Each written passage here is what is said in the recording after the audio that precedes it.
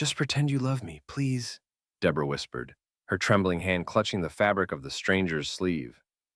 The neon sign outside Blue's diner flickered through rain-streaked windows, casting fractured light across the worn linoleum floor where Deborah Jackson had spent another endless night shift.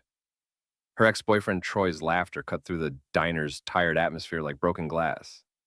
He stood near the entrance, designer watch catching the light, his new girlfriend draped in confidence Deborah used to mistake for her own.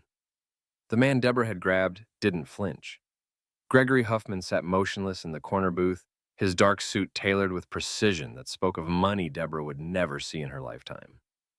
Tattoos crawled up his neck like shadows refusing to stay hidden, and when his eyes finally met hers, they held the kind of stillness that made dangerous men look away. And why would I do that? His voice was low, deliberate, velvet wrapped around something much harder underneath. He didn't smile, didn't pull away from her desperate grip, just studied her like she was an equation he hadn't decided whether to solve or ignore entirely. The way the other diners had fallen silent when he'd walked in earlier told Deborah everything she needed to know about Gregory Huffman's presence in a place like this. Troy was moving closer now, that familiar smirk spreading across his face as he recognized the panic in Deborah's posture. The bruises from their last argument had faded weeks ago, carefully concealed beneath her uniform sleeves. But the financial wreckage he'd left behind, the emptied bank account, the eviction notice, the crushing debt, that destruction was still fresh, still bleeding, her dry one shift at a time. Before we get started, don't forget to give this video a like, hit that subscribe button, and tell us in the comments where you're tuning in from. Your support helps us bring you even more incredible stories, and trust me, you won't want to miss what's coming next. Now, let's get into the story. Well, Deborah. Troy's voice dripped with mock surprise as he stopped in front of her booth, his girlfriend giggling behind a manicured hand. Still slinging hash browns to make rent? I see you've moved on to propositioning customers now. How entrepreneurial. The shift in the stranger's demeanor was immediate and terrifying. Gregory's body language transformed from casual observation to coiled threat in the space of a heartbeat. He rose slowly from the booth, unfolding to his full height with the kind of controlled movement that suggested violence was always an option, just never the first choice. I don't believe, he said, voice deceptively quiet, that we've been introduced. His gaze locked onto Troy with predatory precision. I'm Gregory Huffman, and you're speaking to my woman in a manner I find deeply disrespectful. The color drained from Troy's face so rapidly, Deborah thought he might actually collapse. The name clearly meant something to him that it didn't yet mean to her. Troy stumbled backward, nearly tripping over his girlfriend's expensive heels, his earlier confidence evaporating like steam off morning coffee. Mr. Huffman, I had no idea. She never said, we were just... The words tangled in his throat as he continued backing toward the door, dragging his bewildered girlfriend with him. Gregory's hand settled on Deborah's waist, thumb tracing a small, possessive circle against the fabric of her uniform. The gesture was strangely intimate, sending electricity racing up her spine, despite every instinct screaming that she'd just traded one predator for another. Your previous relationship with her, Gregory said, not even bothering to look at Troy anymore, is of absolutely no interest to me. Leave. Troy fled. The diner's other patrons suddenly found their plates fascinating. Gregory guided Deborah toward the back exit with the kind of authority that made questioning him seem impossible. Her heart hammered against her ribs as the reality of her impulsive decision began crystallizing into something she couldn't take back. I don't understand, she managed, as they stepped into the rain-soaked alley behind the diner. Who are you, really? A ghost of something, not quite a smile, touched his lips as he studied her in the dim light. Someone who should terrify you far more than that insignificant man inside, he answered with brutal honesty. The real question, Deborah, is why you have bruise concealer on your wrist and desperation in your eyes. The rain continued falling, washing the neon glow across the wet pavement. Deborah's uniform clung to her shoulders, but she barely felt the cold. She was too busy trying to understand how she knew her name when she'd never told him. I'm a waitress, she said, surprising herself with the steadiness in her voice. Community college dropout. Debts I can't pay thanks to the man who just ran out here. And apparently, Someone with terrible survival instincts. Gregory said nothing for several long moments, just watched her with that unnerving intensity that made her feel simultaneously seen and evaluated. Finally, he pulled out his phone and made a single call, speaking in low tones she couldn't quite catch. Deborah Jackson, he said when he'd finished, pocketing the phone. 25 years old. Behind on rent. Credit destroyed, no family in Chicago. He paused, letting the weight of his knowledge settle between them. You work doubles to survive, and you're one emergency away from being on the street. Her breath caught. How do you? Because I make it my business to know things. He stepped closer, close enough that she could see the faint scar along his jawline, the way his eyes held something haunted beneath their cold assessment. And because I need someone exactly like you. For what? I have a family gathering this weekend, he said, voice dropping lower. I need someone unconnected to my world, someone who won't be recognized by the people who want me dead or in prison, someone who can play a role convincingly because her survival depends on it. The proposition hung in the rain-soaked air between them, dangerous and impossible, and somehow the only lifeline she'd been offered in months. In exchange, Gregory continued, your debts disappear. Your ex learns what happens when someone touches what's mine. And you get to breathe again without wondering if you'll have a roof over your head next month. Deborah should have run. Should have walked back into that diner, finished her shift, and pretended this conversation never happened. But something in Gregory Huffman's steady gaze promised safety wrapped in danger. And God help her, that was more than Troy had ever offered. I'm listening, she heard herself say. 24 hours later, Deborah stood in the marble foyer of Gregory Huffman's penthouse, her entire life reduced to 2 duffel bags and a decision she couldn't unmake. The view from 30 stories up made Chicago look like a city of fallen stars, beautiful and distant, and nothing like the world she knew. But as Gregory handed her a glass of wine, she couldn't afford to pronounce and began explaining exactly what pretending to be his girlfriend would require. Deborah realized she'd crossed a line that would change everything. To understand how a woman who once dreamed of nursing school ended up in a mobster's penthouse, you'd have to go back to where it started, to Troy's first charming smile, to the slow erosion of everything Deborah thought she knew about love, and to the night she finally found the courage to leave, only to discover that escape came with a price she couldn't pay. The knock came before dawn.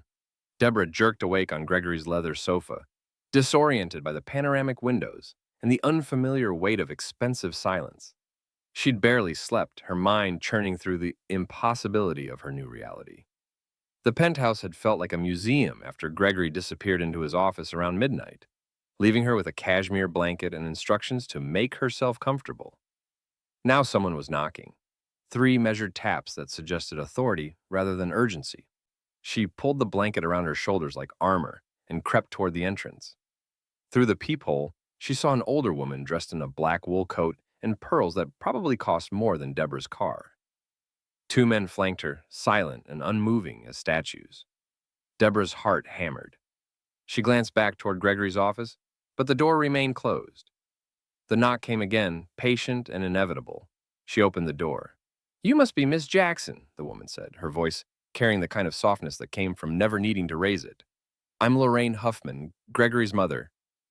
Lorraine stepped inside without waiting for invitation, her heels clicking against the marble with practiced confidence. The 2 men remained in the hallway, their presence a reminder that this visit was both personal and protected. Up close, Deborah could see where Gregory had inherited his sharp cheekbones and that unsettling ability to assess everything with a single glance.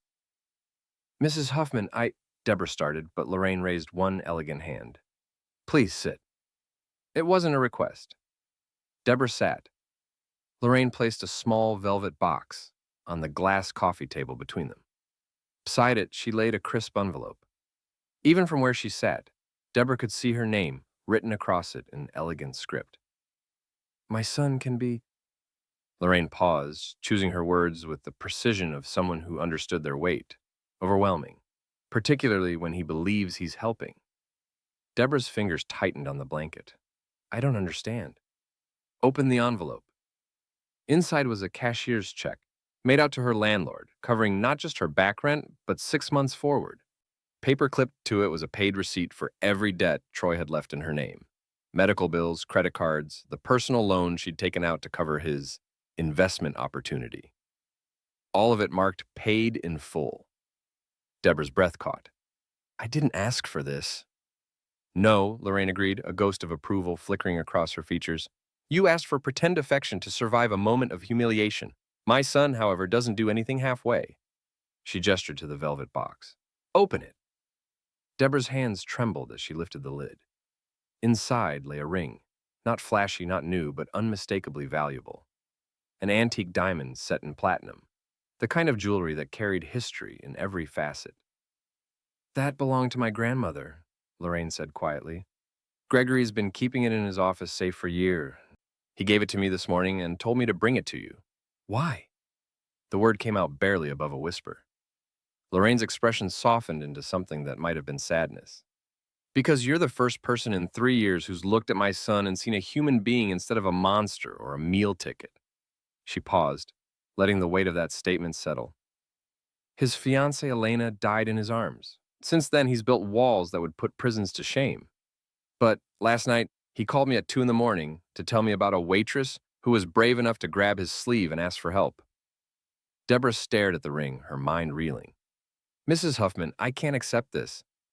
We're not. This is just pretend. Is it? Lorraine's eyes held the same unsettling perception as her son's. My family's business isn't discussed in polite company, Miss Jackson. But I'll tell you this. Gregory doesn't bring women to his home. He doesn't pay their debts. And he certainly doesn't give them his grandmother's engagement ring for a performance. The morning light caught the diamond, scattering fractured rainbows across the coffee table. This isn't an engagement, Lorraine continued, reading Deborah's panic. Consider it insurance. The men in Gregory's world recognize symbols. That ring tells them you're protected by the Huffman name. It tells them there's a price for touching you. Deborah's throat tightened. What if I don't want that kind of protection? Then you're free to leave. Lorraine stood, smoothing invisible wrinkles from her coat. Keep the money. Consider it payment for one night of bravery. Leave the ring. Walk away. She moved toward the door, then paused. But understand this. My son was raised to be ruthless, efficient, and cold. Survival required it. What he wasn't raised to be is cruel. If he's offering you safety, it's because he believes you deserve it. She pulled a card from her purse and placed it on the table beside the ring box.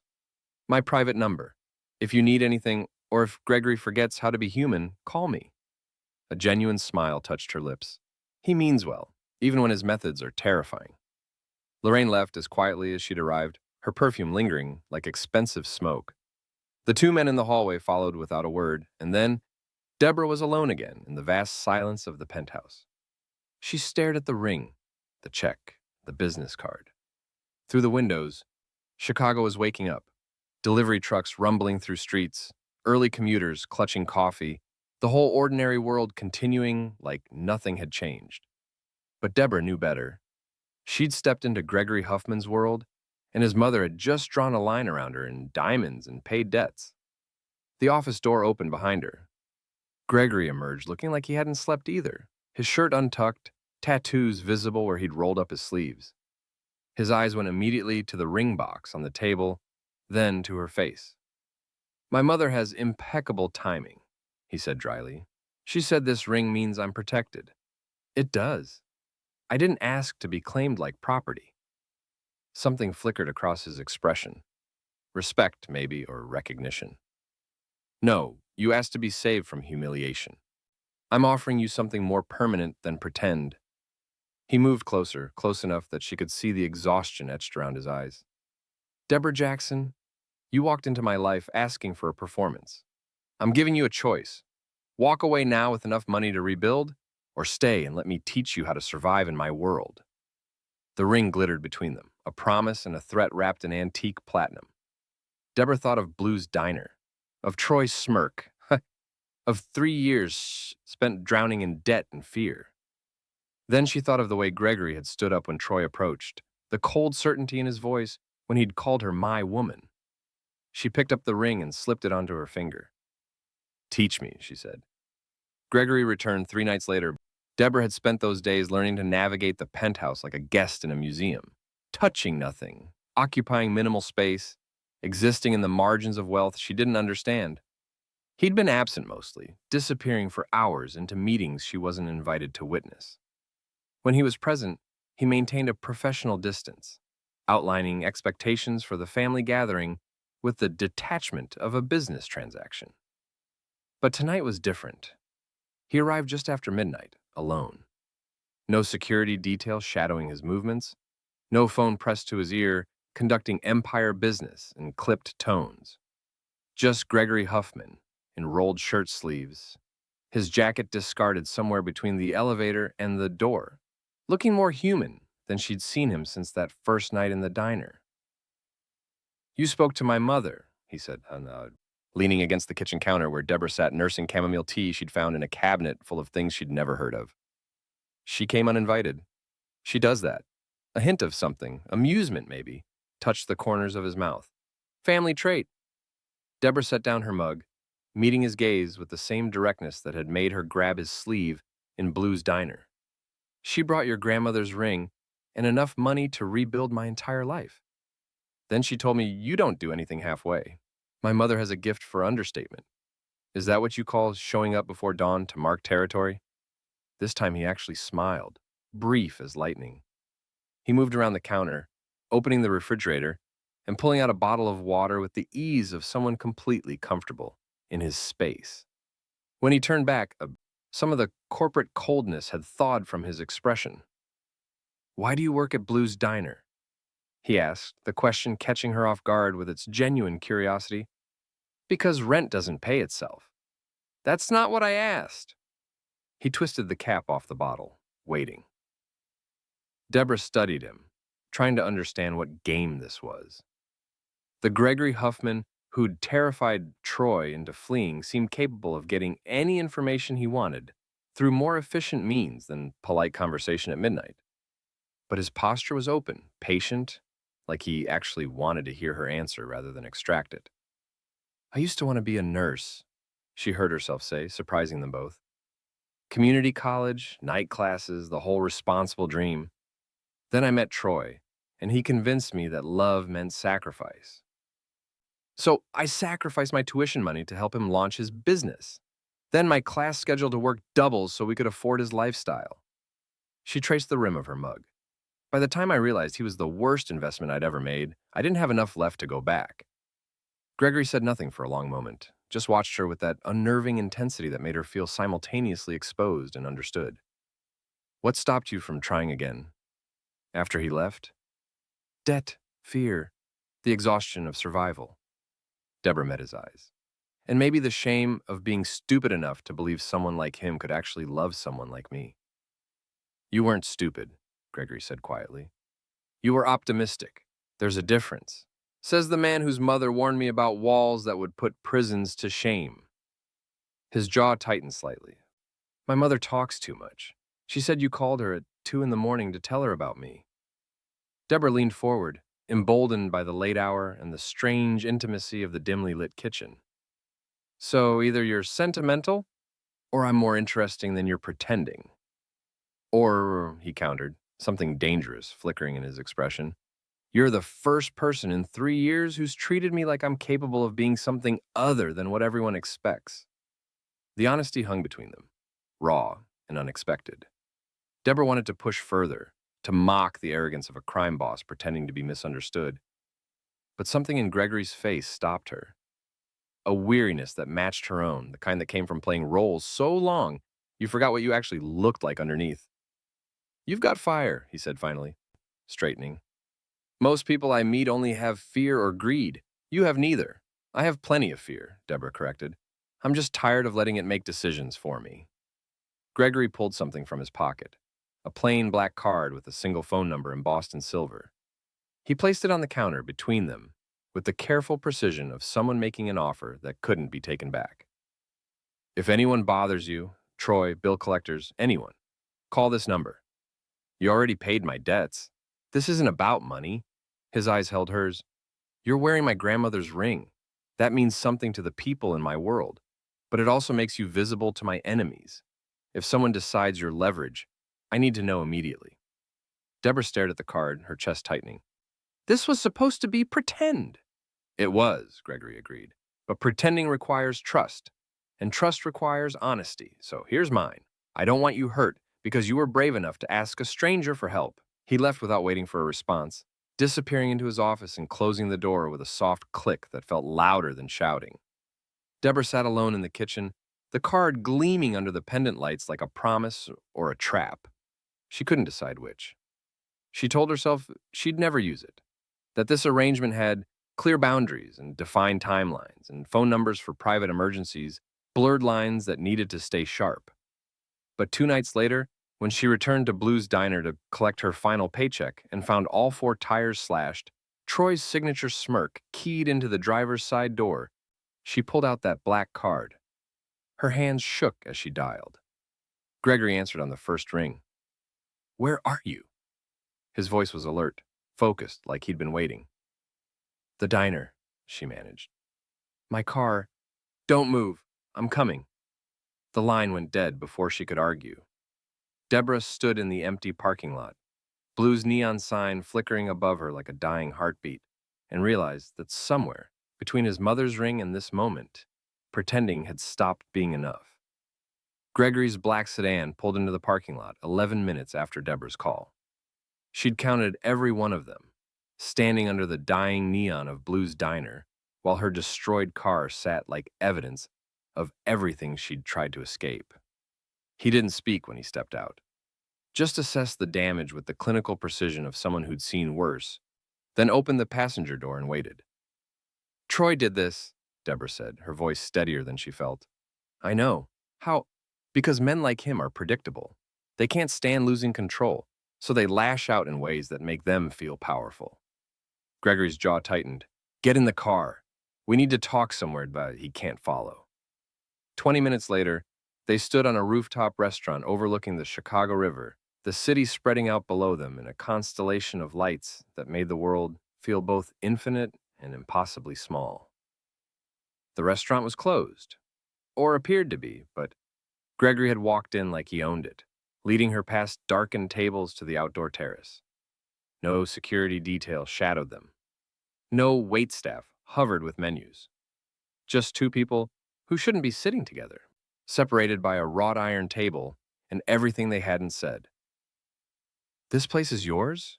Deborah asked, gripping the railing as wind whipped off the river. "My family's." Gregory stood beside her, close enough that she could feel his presence like heat.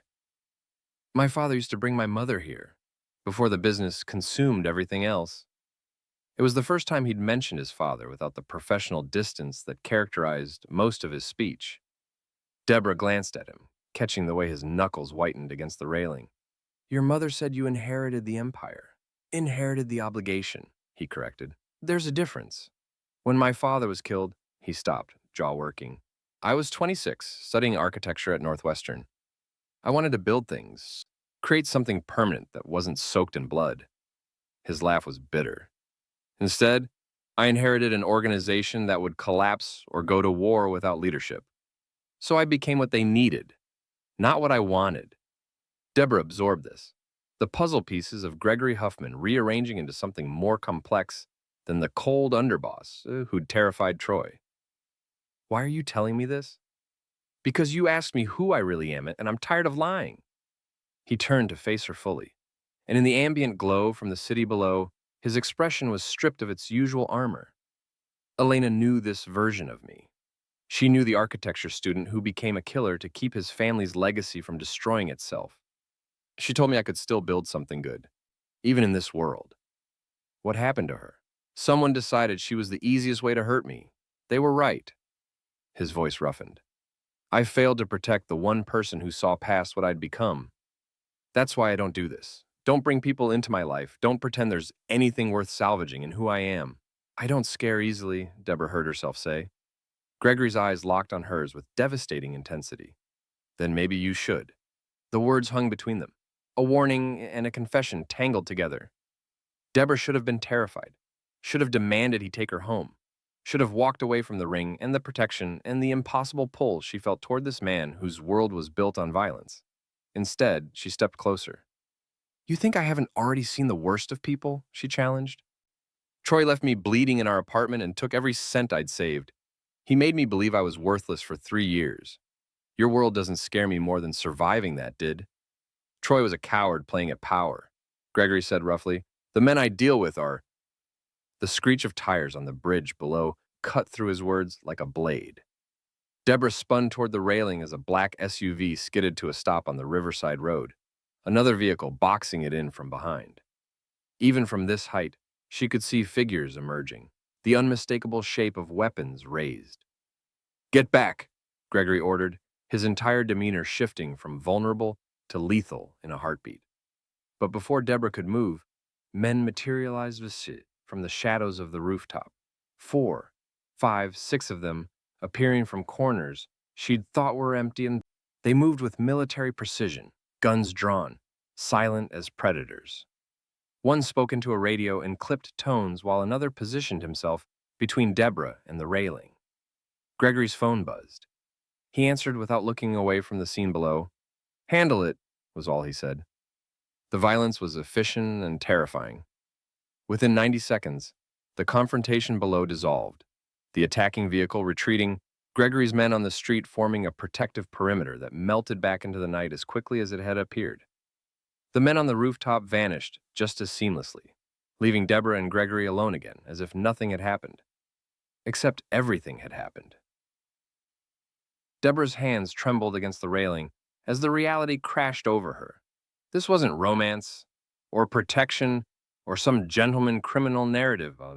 This was real violence, real danger, orchestrated with the kind of precision that came from years of practice.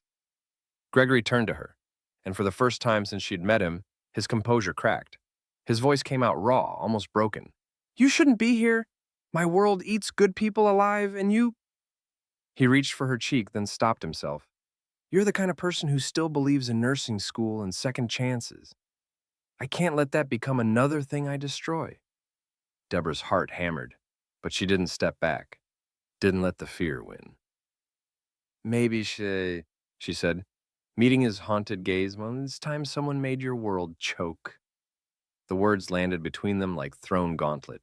Gregory stared at her, this waitress who'd grabbed his sleeve in desperation and somehow become the most dangerous thing that had happened to him in 3 years. Not because she threatened his empire, but because she threatened the walls he'd built to survive it. You have no idea what you're asking for, he whispered. Then show me, Deborah challenged. Stop trying to protect me from the truth and let me decide if I'm strong enough to survive it. The Chicago wind howled between them, carrying sirens from somewhere distant, and Gregory Huffman realized he was standing at a precipice that had nothing to do with the rooftop edge. Lorraine Huffman returned on a Thursday afternoon when rain hammered against the penthouse windows like accusations. Deborah heard the familiar knock, 3 measured taps, and opened the door to find Gregory's mother looking diminished in ways that had nothing to do with her still impeccable wool coat and pearls. Her skin had a translucent quality that spoke of sleepless nights and battles fought in silence. The 2 security men flanked her as before, but this time one carried her handbag, a small concession to fragility that made Deborah's chest tighten. May I come in? Lorraine asked, her voice softer than their first meeting. Of course. Deborah stepped aside, suddenly aware of how she'd begun treating the penthouse like home rather than temporary shelter. Her books stacked on the coffee table, her jacket draped over a chair, small territorial claims she hadn't consciously made. Lorraine settled onto the sofa with careful precision, waving away the security detail. They retreated to the hallway, leaving the 2 women alone in the cathedral-like silence of expensive space. Tea? Deborah offered, remembering the chamomile she'd found in Gregory's impossibly organized kitchen. Please. By the time Deborah returned with 2 steaming cups, Lorraine had removed her coat, revealing shoulders that seemed too narrow to carry the weight they held. She accepted the tea with a grateful nod, wrapping both hands around the cup like it could transfer warmth to places cold for too long. You're still wearing the ring, Lorraine observed. Deborah glanced at the antique diamond on her finger, its weight having become familiar in the days since she'd slipped it on. Gregory said it means protection. It means much more than that. Lorraine sipped her tea, gathering strength for words that clearly cost something to speak. That ring belonged to Elena Marsetti, Gregory's fiancée. The revelation landed like a stone in still water, ripples spreading through everything Deborah thought she understood. "The woman who died," she said quietly. "The woman who was murdered." Lorraine's hands trembled slightly against the cup. Car bombing. Outside their favorite restaurant. The explosives were meant for Gregory. He was supposed to arrive first. But his meeting ran late, so Elena went ahead to secure their table. Her voice cracked. "She died doing something kind, something ordinary. And my son watched the building burn from 3 blocks away." Deborah's throat constricted. "Mrs. Huffman, he pulled her ring from the wreckage himself," Lorraine continued, tears pooling but not falling.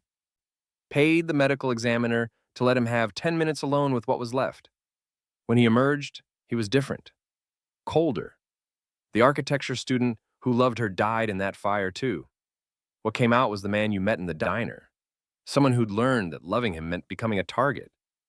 The rain intensified against the windows, nature providing soundtrack to grief too large for comfortable silence. "Why are you telling me this?" Deborah asked, though part of her already knew. "Because he keeps that ring as a wound," Lorraine whispered, finally meeting her eyes. "A reminder that his world destroys everything good it touches. For 3 years, he's locked it in his office safe and convinced himself he deserves the isolation." She leaned forward, urgency sharpening her features. "Then you grabbed his sleeve and asked for pretend love, and something in him broke open. He called me at 2 in the morning, my son who never admits weakness, and told me about a woman who looked at him and saw possibility instead of danger." "I didn't know," Deborah said, the ring suddenly feeling heavier. "I thought that he was arrogant, controlling, cold." A sad smile touched Lorraine's lips. "He is all those things. Survival required it. But underneath is still the boy who wanted to build beautiful things, who believed architecture could change lives." She reached across the coffee table, placing her hand over Deborah's ring-adorned one. "I gave you Elena's ring because maybe you can heal what I no longer can. Maybe you're brave enough to teach my son that his world doesn't have to eat good people alive, that sometimes it can transform them into something stronger." The weight of her words settled over Deborah, like benediction and burden combined. "What if I can't?" she whispered. "Then at least you tried," Lorraine said, "which is more than he's allowed himself to hope for in 3 years." She stood, fatigue evident in every movement. "My health is failing, Miss Jackson. Cancer, if you must know. Gregory doesn't realize how little time I have left. I need to know he won't be alone when I'm gone, that someone will remember he's human underneath the armor." Deborah rose as well, her mind reeling. "You're asking me to save him." "I'm asking you to stand beside him," Lorraine corrected gently. "There's a difference. My son doesn't need saving. He needs witnessing. Someone to see his struggle and not run from it." She pulled her coat on with movements that suggested pain carefully managed. "The family gathering is this Saturday. The people there will test you, judge you, try to find weaknesses to exploit. But if you wear that ring and stand your ground, they'll learn what I already know. You're stronger than you look." She left with the same quiet authority as before, but this time her departure felt like a torch being passed. Deborah stood alone in the penthouse as afternoon bled into evening, turning the antique ring on her finger while watching rain streak down windows, 30 stories above a city that suddenly felt full of ghosts. When darkness finally settled and the distant lights transformed Chicago into something beautiful and dangerous, she picked up her phone. Gregory answered on the second ring. "Deborah, what's wrong?" "Your mother came to see me," she said, surprised by the steadiness in her voice. "She told me about Elena, about the ring, about everything you've been carrying alone." Silence stretched across the line, so complete she could hear her own heartbeat. "I'm not afraid of what you are," Deborah continued, "of what your world demands. I understand now why you tried to warn me away." "Then you should run," Gregory said, his voice rough with something that might have been hope or fear. "While you still can, you should be afraid," he amended quietly. "Then teach me why," Deborah challenged. "Stop protecting me from the truth and show me what Saturday really means, what walking into your family gathering wearing Elena's ring will cost. I deserve to know what I'm choosing." Another long silence, filled with rain and distance and the space between who they were and who they might become. "Tomorrow," Gregory finally said. "I'll show you everything, and then you can decide if healing wounds is worth the scars." The line went dead. Deborah set down her phone and looked at the ring. Elena's ring, Gregory's wound, her impossible inheritance. Outside, Chicago glittered like broken promises and second chances. She'd asked for pretend love in a moment of desperation. Somehow she'd stumbled into something terrifyingly real. Gregory arrived at dawn, dressed in tactical black rather than tailored suits, his presence filling the penthouse doorway like a storm that had been building all night. "You wanted to see my world," he said without preamble. "Get dressed. Something you can move in." 20 minutes later, Deborah sat in the passenger seat of his Range Rover as Chicago's elegant downtown dissolved into industrial corridors. Warehouses crouching beside the river, shipping containers stacked like steel fortresses, streets where morning traffic meant freight trucks instead of commuters. "The docks generate 40% of the family's legitimate income," Gregory explained, his voice clinical, professional. "Import-export. We move electronics, textiles, automotive parts, everything documented and everything legal. And the other 60%? His jaw tightened. "We'll get to that." They pulled into a warehouse complex where men in work clothes moved with military efficiency, unloading pallets under the supervision of foremen who looked more like soldiers than logistics managers. When Gregory stepped out of the vehicle, the change was immediate. Backs straightening, conversations stopping mid-sentence, every eye tracking his movement, with a mixture of respect and fear that made Deborah's skin prickle. "Mr. Huffman," a graying man in a leather jacket approached, nodding deferentially. "The manifest from the Shanghai shipment. There's a discrepancy."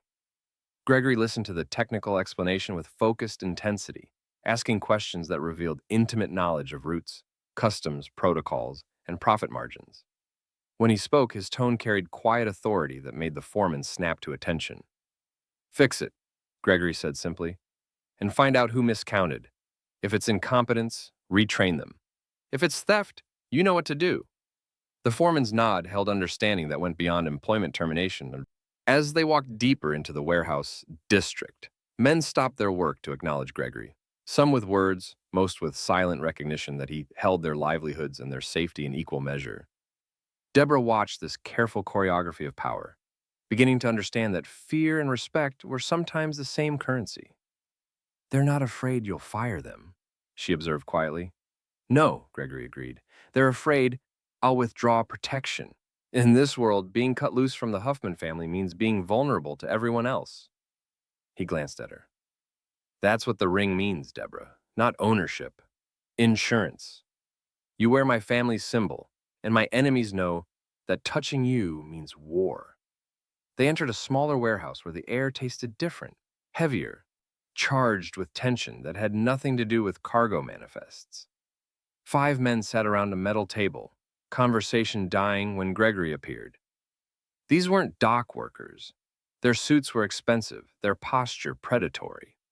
One had a scar running from temple to jaw. Another wore gold rings that looked more like weapons. "Gentlemen," Gregory said, his voice dropping into something colder. "This is Miss Jackson. She's under Huffman protection. Spread the word." The men's eyes tracked over Deborah with assessment that made her want to step backward. But Gregory's hand settled on her lower back, possessive, protective, and she forced herself to meet their gazes without flinching. "The Constantino shipment?" one asked, redirecting attention to Gregory. What followed was a conversation in careful code, percentages and territories and disagreements that clearly meant violence conducted in shadows. Deborah listened, understanding perhaps half of what was actually being negotiated, but grasping the fundamental truth. Gregory Huffman arbitrated conflicts that, left unmanaged, would tear this city apart. They were leaving the warehouse when the first gunshot cracked through the morning air. Gregory moved instantly, pulling Deborah behind a shipping container as chaos erupted, men shouting, return fire from the warehouse they'd just exited, the screech of tires as vehicles peeled out from positions Deborah hadn't noticed. "Stay down," Gregory ordered, his weapon appearing from somewhere beneath his jacket with practiced ease. But when the shooting stopped, 15 seconds that felt like hours, a young guard stumbled from the warehouse entrance, blood spreading across his shoulder, his face sheet white with shock. Deborah didn't think. didn't calculate the risk. Her body moved on instinct honed from years of dreaming about nursing school. She ran to him. Sit, she commanded, easing him against the container with steady hands. Let me see. Miss, you need to, the guard started. I need to stop the bleeding before you pass out. Her voice carried the calm authority of someone who'd spent 3 years taking community college anatomy courses before Troy convinced her to quit. She pressed her jacket against the wound, elevating his arm, checking his pulse with fingers that didn't shake despite the adrenaline screaming through her system. When she looked up, Gregory stood watching her with an expression she couldn't decipher, something raw and broken and afraid breaking through his careful control. Ambulance is 2 minutes out, he said quietly. The guards survived. The attackers, a rival crew testing Huffman territory, scattered. By the time police arrived, every witness had amnesia, and Gregory was already guiding Deborah back to his vehicle with blood on both their clothes. They drove in silence, the morning sun cruel in its normalcy. The penthouse felt different when they returned, smaller, more intimate, stripped of the cathedral-like distance that had characterized it before. Gregory poured them both whiskey despite the early hour, his hands finally showing the tremor he'd suppressed during the violence. You should have run, he said, not looking at her. The guard would have bled out. That's not your responsibility. Neither is protecting me, but you keep doing it anyway. Deborah accepted the glass, the amber liquid burning courage into her chest. Is this what you wanted to show me? That your world is violent? I wanted you to understand. His voice cracked. He set down his glass too hard, the crystal ringing like accusation. I've done terrible things, Deborah. Not for greed or ambition, for protection, for survival. My father built this world in blood because the alternative was being destroyed by it. I inherited that choice. Let the empire collapse and watch everyone who depends on us get consumed by worse predators, or become the thing everyone fears enough to respect. And your mother, she thinks love can save me, he said bitterly. That somehow finding the right person will erase decades of necessary violence. That I can be redeemed. Deborah moved closer, close enough to see the haunted exhaustion in his eyes. Maybe she's right. Gregory looked at her then, really looked, like she was the most terrifying thing he'd ever faced. Not rival gangs or federal investigations or the weight of an empire built on fear. Just a waitress who'd grabbed his sleeve and somehow become the thing that could break him beyond repair. You tended to a wounded man under gunfire, he whispered. You didn't flinch, you just helped. His hand reached for her cheek, hovering. Elena used to say the same thing, that my world didn't have to consume me. Then they killed her to prove it would. I'm not Elena. No, you're somehow braver. His thumb traced her jawline, the touch reverent and terrified. That's what scares me. Not my enemies, not the violence, the possibility that you might actually stay. For the first time, the Mafia boss looked afraid, not of bullets or betrayal, but of hope. Deborah caught his hand, pressing it firmly against her cheek. Then be afraid, but don't send me away. The call came at 3 a.m, Gregory's voice stripped of everything except raw necessity. My mother collapsed. I'm at St. Catherine's private wing. A breath, ragged. You don't have to come. Deborah was already reaching for her jacket. I'm coming. She found him in a hallway that smelled of antiseptic and expensive hopelessness, sitting with his head in his hands, still wearing the blood-stained shirt from the warehouse. 2 security men flanked the door to Lorraine's room, their presence a reminder that even dying required protection in Gregory's world. He didn't look up when Deborah approached, didn't acknowledge her presence until she sat beside him, close enough that their shoulders touched. Cancer, he said finally, voice hollow. She told me 6 months ago. Said she'd beat it. I believed her because the alternative was, his hands curled into fists. I can't lose her too.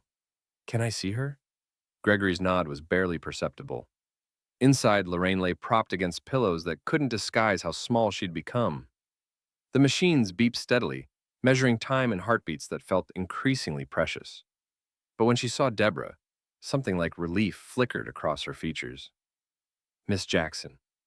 Her voice was thread-thin, but still carried that inherent authority. You came. Of course. Lorraine's gaze shifted to Gregory, who'd followed Deborah inside and now stood frozen in the doorway like entering fully would make this real. Give us a moment, darling. He hesitated, then retreated with visible reluctance. The moment the door closed, Lorraine's hand shot out with surprising strength, grasping Deborah's wrist. Promise me, she whispered urgently. Don't let the darkness finish what it started in him. Mrs. Huffman, he'll try to push you away. He'll convince himself that losing me proves everyone he loves dies. Tears pooled in her eyes. But that boy wanted to build beautiful things before this world forced him to destroy them. Promise me you'll remind him he's still capable of creation, not just survival. Deborah's throat constricted. I promise. Lorraine's grip loosened, her breathing becoming more labored. The ring was always meant for someone brave enough to love him despite the blood. Elena was the first. You're the second. A weak smile. Don't waste the chance she didn't get to finish. Rest, Deborah said gently, adjusting the pillows. Gregory needs you to fight. My fight's ending, dear. Lorraine's eyes drifted closed. His is just beginning. Make sure he doesn't surrender to it. Lorraine Huffman died at 4:47 a.m., surrounded by machines that measured the exact moment a mother's love could no longer hold back mortality. Gregory was holding her hand when it happened, his face carved from stone, not a single tear falling, despite the devastation radiating from every rigid line of his body. Deborah watched him shut down in real time. The carefully constructed armor that had cracked open over the past weeks, sealing itself with terrifying finality. He made phone calls with mechanical efficiency, arranged funeral details, spoke to family members in monotone that suggested he was operating from some distant remove. When Deborah tried to touch his arm, he flinched away like her warmth could burn. Go home, he said, not meeting her eyes. Driver will take you. Gregory, go. Home. Not angry, just empty. She went because arguing with grief felt cruel, but the penthouse felt wrong without him. Too large, too silent, haunted by the ghost of who he'd been before the loss stole him away again. He didn't return that night, or the next, or the one after that. On the third day, Deborah found a small package outside the penthouse door. Inside was Elena's ring, the antique diamond that had become an extension of her finger, wrapped in velvet alongside a handwritten note in Gregory's precise script. You were never meant for this world. I'm sorry I forgot that. The rejection landed like physical blow. Deborah sank against the door frame, the ring heavy in her palm, trying to understand how protection had transformed into abandonment.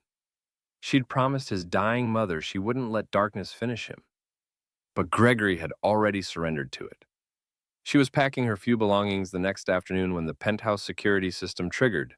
3 sharp beeps that Gregory had taught her meant threat detected. 2 men she didn't recognize appeared in the hallway outside, visible through the security camera feed. They weren't Gregory's people. Their body language read wrong. Aggressive rather than protective, hunting rather than guarding. Deborah's phone buzzed. Unknown number. Miss Jackson? The voice was smooth, accented, carrying amusement like a weapon. We've been watching Mr. Huffman's behavior since his mother's unfortunate passing. He seems distracted, vulnerable, and you seem very alone in that beautiful penthouse. Her blood ran cold. Who is this? Someone who believes the Huffman family's protection isn't what it used to be.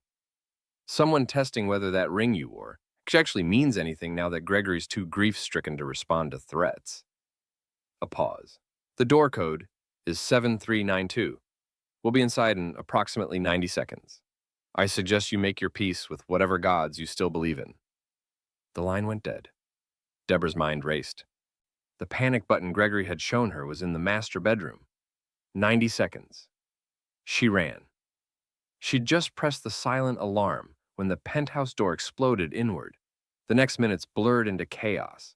Men shouting, furniture overturning. Deborah locked in Gregory's bedroom with her heart hammering against her ribs. Then gunfire. Brief and efficient, followed by silence more terrifying than the violence.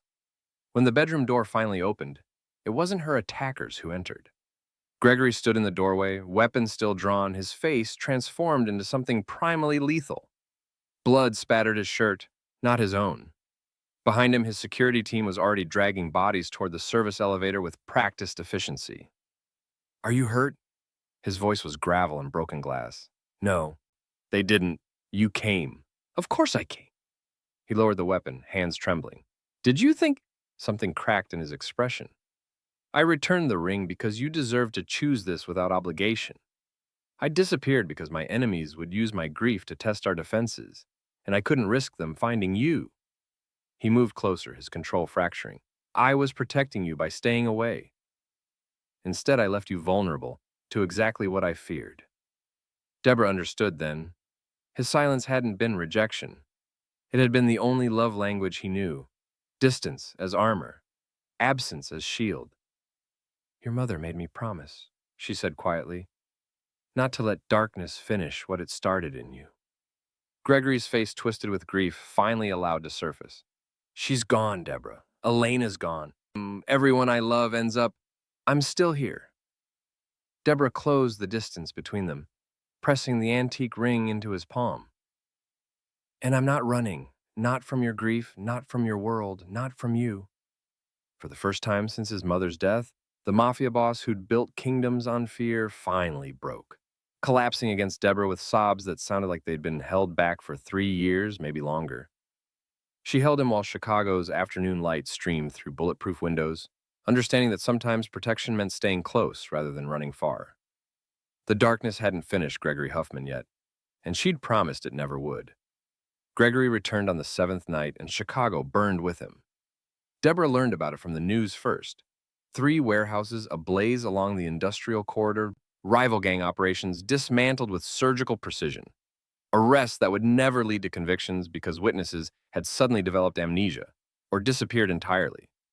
The reporters used words like gang war and unprecedented retaliation, but Deborah knew the truth. This was grief weaponized. She was still watching the coverage when the penthouse door opened with enough force to rattle the frame. Gregory entered like a storm given human form. Suit jacket gone, shirt sleeves rolled past forearms smeared with soot, and something darker, his face carved into an expression that married fury with devastation. You're still here, he said, voice raw. Where else would I be? He moved through the space like a caged predator, pouring whiskey with hands that shook from adrenaline rather than fear. They came for you, used my mother's death as an opening to test whether I'd lost my edge. He downed the drink in one swallow. So I reminded them exactly what happens when someone touches what's mine. By burning half the city? By making sure no one ever questions Huffman protection again. His eyes found hers, wild and haunted. 3 warehouses, Deborah. That's what your safety cost. That's what happens when people mistake grief for weakness. Deborah stood, her own anger rising to meet his. And how many people died in those warehouses? None. The word came out defensive. I'm not my father. I don't kill unnecessarily. I just make sure the message is clear enough that killing becomes unnecessary going forward. What message? That you'll destroy everything around you when you're in pain? Gregory slammed the glass down, hard enough to crack it. That anyone who threatens you will answer to me. Consequences be damned. You think I enjoyed it? Watching buildings burn? Knowing that every act of retaliation pulls me further from... His voice broke. I lost the only good thing I had left when my mother died. I'm trying to keep from losing you too, and this is the only language my world understands. Then speak a different language, Deborah challenged, closing the distance between them. Your mother spent her last breath making me promise I wouldn't let darkness finish what it started in you. And you disappeared for a week and came back with fire instead of tears, violence instead of vulnerability. What did you expect? The words came out anguished. That I'd just accept it. Mourn like a normal person whose world doesn't revolve around power and territory and proving you're too dangerous to challenge. I expected you to remember you're human, Deborah said, her voice breaking now too. That underneath the empire and the reputation and the blood is someone who wanted to build beautiful things. Someone who loved his mother enough that losing her feels like dying. You're allowed to grieve, Gregory. You don't have to turn it into war. Grief is weakness in my world. Then maybe your world is wrong. The statement hung between them like thrown gauntlet. Gregory stared at her. This woman who'd promised his dying mother she wouldn't let darkness win, who'd stayed when he'd given her every reason to run, who now stood in his penthouse, demanding he be better than the violence that defined him. "You don't understand," he said, but the fight was draining from his voice. "Every choice I make ripples outward. When I show weakness, people die. When I fail to respond to threats, more threats come. My mother knew this. She built her life around managing a man, my father, who turned brutality into empire. She thought I could be different. That architecture and Elena could save whatever humanity I had left." His hands curled into fists. "But Elena died, and my mother died. And I'm still here drowning in the same blood my father spilled, pretending I'm somehow better because I control it instead of enjoying it." "Stop acting like you died with her," Deborah said, her voice cutting through his spiral with surgical precision. "Your mother didn't raise you to survive. She raised you to live, to be the man who builds instead of destroys and who protects instead of punishes. You still have a choice, Gregory. You've always had a choice." "Choice," he repeated bitterly. "You think I chose this? To become someone people fear more than respect? To weaponize grief because vulnerability gets people killed?" "I think you're choosing right now," Deborah said. "Fire or foundation, revenge or redemption. The man your father forced you to be, or the man your mother believed you still could be." The words landed like bullets, precise, painful, impossible to ignore. Gregory's face twisted with something too large for the space, too raw for the armor he'd worn so long. His hand went to his pocket, emerging with Elena's ring, the antique diamond now smeared with soot and carrying 3 years of grief like a weight it was never meant to bear. "This was meant for the woman I couldn't protect," he said, his voice breaking completely as he crossed to Deborah. "Every time I look at it, I see her in that building. I see my failure. My mother thought giving it to you would somehow heal that maybe you could transform what it represents." He pressed the ring into Deborah's palm with trembling hands, sinking to his knees before her in a gesture of surrender that had nothing to do with defeat. "But you didn't transform the ring," Gregory whispered, tears finally falling unchecked down his face. "You transformed me. You walked into my world demanding nothing and somehow became everything. You stayed when I pushed you away. You promised my mother you wouldn't let darkness win."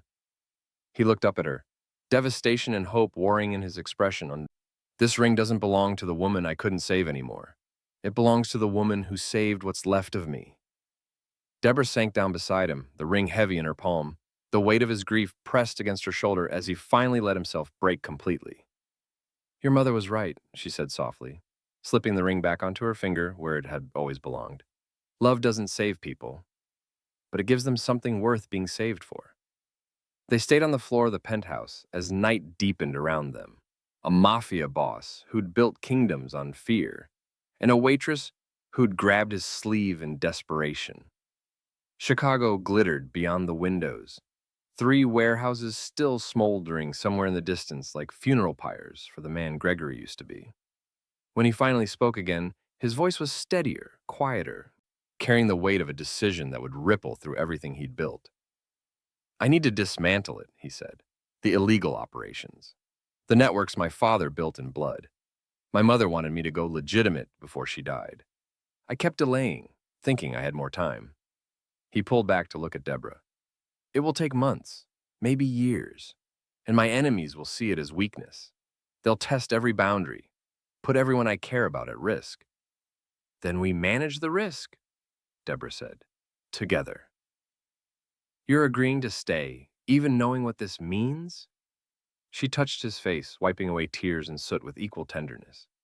"I grabbed your sleeve and asked you to pretend to love me. You responded by trying to save my entire life. Maybe it's time I returned the favor, not by saving you, but by reminding you that you're worth the saving." Gregory caught her hand, pressing his lips to her palm with reverence that had nothing to do with possession and everything to do with gratitude. "My mother would have liked that answer," he said. "Your mother made me promise," Deborah reminded him. "I don't break promises." Outside, sirens wailed in the distance, emergency services responding to fires that marked the end of one era and the painful beginning of another. But inside the penthouse, 2 people who'd found each other in desperation finally found something more permanent, in the wreckage. The choice to build instead of burn. 6 months later, Deborah stood outside Blue's diner, watching the new neon sign flicker to life against the autumn twilight. The letters glowed steady and bright. No more dying bulb, no more half-lit promise. She'd bought the place 3 months ago with money that appeared in her account, alongside a note in Gregory's precise handwriting. For the nurse who never got to finish school, but healed someone anyway. The diner looked different now. Fresh paint, renovated booths, floors that didn't stick to your shoes. But she'd kept the corner booth where everything started. The one where a desperate woman had grabbed a dangerous man's sleeve and accidentally changed both their lives. Her phone buzzed. Unknown number, but she recognized the pattern. 3 buzzes, pause, 2 more. Gregory's signal that he was close. She hadn't seen him in person for 2 months. Their contact had been limited to late-night phone calls where he updated her on the dismantling of his father's empire. Shell companies dissolved, illegal routes shut down, territory negotiations that turned bloody operations into legitimate partnerships. The Huffman family was transforming, slowly and painfully, from criminal organization into something that could survive daylight scrutiny. But the process required distance. Gregory's enemies were testing every boundary, and keeping Deborah visible at his side would have made her a target he couldn't afford to defend while simultaneously rebuilding everything his family represented.